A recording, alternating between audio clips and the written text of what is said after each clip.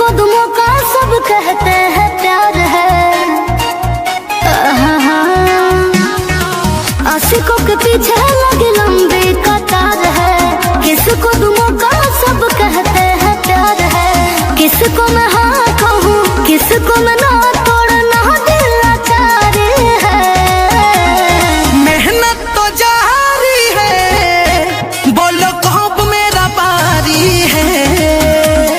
मेहनत तो जारी है, बोलो कब मेरा बारी है।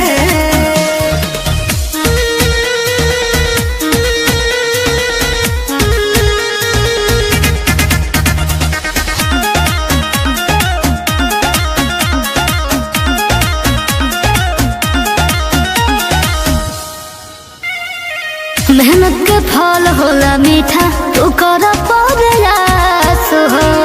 कहियो तो मनवा बदली न हो खो निराश हो। ए पागल समझल कर।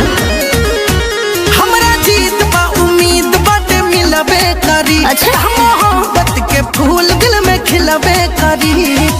सारा जमाना मेरा दीवाना, सबको मेरी बीमारी है। मेहनत तो जारी है, बोलो कब मेरा बारी है। ओहो। मेहनत तो जारी है, बोलो कब मेरा बारी है। जल्दी टाइम आएगा।